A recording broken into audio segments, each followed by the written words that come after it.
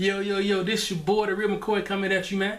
We talking about boxing for my boxing heads out there, man.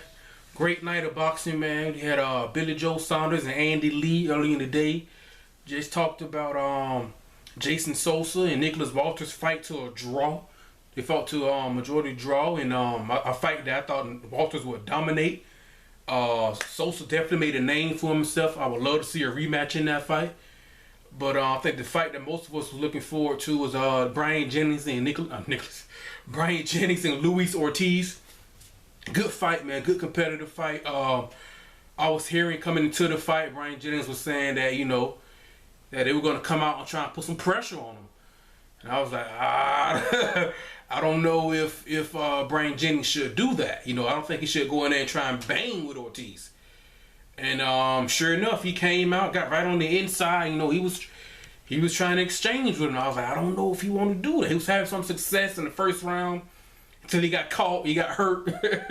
You know what I mean? I was like, I didn't think Ortiz would finish him in the first round like a Daniel Jacobs and Peter Quillen. But the second round, Jennings came back in the second round, won the second. He hurt Ortiz with a good uppercut. Third round, Ortiz had Jennings hurt again with another good uppercut. And Bernard Hopkins said it on the HBO commentary. He was like, this fight might end with an Ortiz uppercut. And sure enough, fourth round, I had Jennings winning the fourth round. Things like that, man. I mean, it was a good, close fight. And I was like, I personally didn't think that Jennings should come in and try and get on the inside and put pressure on. I was like, that's not the type of fight he wants to fight. Ortiz has too much power for that. The bigger man, he has too much, and the reach. I think the reach is about the same with the bigger man, with the bigger puncher. But he came out there, and Jennings had his moments. He had his moments. I was like, man, okay, Jennings he's doing it. That was the one thing I thought Jennings shouldn't do.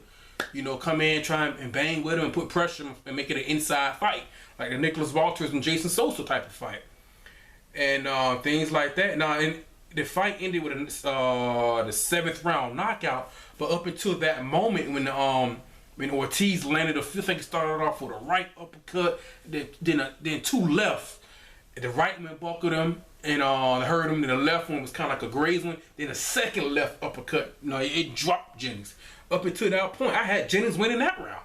Until that point, I was like, man. Either way, man, I said that coming into the fight, we got to give Jennings a lot of love, man. You fighting Klitschko, and a few months later, you fighting Luis Ortiz. Dangerous fight, man. Back to back, dangerous fights. And the way both of those fights ended, a decision to Klitschko, knockout loss to Ortiz. That's about what you expect to happen. But there were moments when now Luis Ortiz, his first time stepping up in top-notch competition. Same thing when he fought Coyote. People were saying that was his best fight, best competition. He got him out in the first round. He stepped in with Jennings, and Jennings had been in with Klitschko, so it was a good test for Ortiz. Ortiz, he got tired. He got tired rounds 4 or 5, things like that. You can see the fatigue there. And Jennings was fresh. He was fresh, man. So, a lot of that could be, from experience, things like that.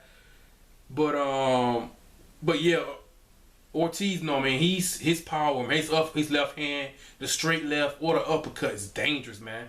He's making noise at the heavyweight division now.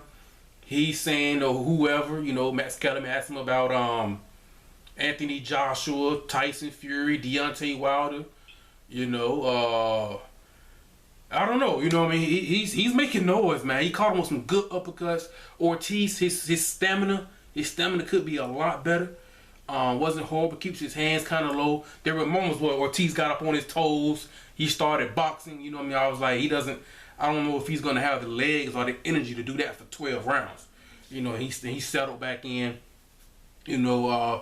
Ortiz has pretty good skill. After the fight, said he had the flu coming into the fight. He was coughing after the fight. You guys know, I just had the flu recently. I had the flu and I just laid in bed. And this guy coming off the flu and like Michael Jordan in the flu game, and this guy had the flu and he fighting a heavyweight fight. You know what I'm saying? He's coughing after the fight, man. Impressive stuff, man. But heavyweight division looks good with AJ, Anthony Joshua, Fury, Wilder, Joseph Parker, things like that. That Lucas Brown has a fight. Hughie Fury, Tyson Fury's little cousin, he just won recently. You got Wilder, Spelker fight coming up, man. I think Glaskov, he's fighting, I believe, Charles Martin for an interim title, I believe, or a title eliminator. So heavyweight division, man, it's looking good. Ortiz had never been, Jennings had never been stopped, and Ortiz put him out of there, man. His power, his stamina wasn't there. He's coming off the flu. He still has that power. He talked about testing. He tested positive. He was clean because he tested positive before for a banned substance. Both guys got tested by VADA. Max Kellerman was talking about it. Both guys came out clean. Things like that. He wanted to talk about that, but that was an impressive win, man. The level of fighter, Brian Jennings, that's what made it impressive. It wasn't just any old body. He stopped Brian Jennings viciously. You know what I'm saying? Jennings was out on his feet, like Max Kellerman was saying. It looked like mentally he knew what was going on, like his body just couldn't react. And when the referee stopped it, and he was yelling at him, frustrated with himself because he knew what was going on mentally, but his body just, But Ortiz, he's gonna make my only concern with Ortiz. He's what, 36, so he has to be on the. I've said it before. He's got to be on the fast track. He's got to get these fights. You know what I mean? He's got to get the Wilder fight. If Wilder beats Spill, he's got to get that fight close next soon. He's 36.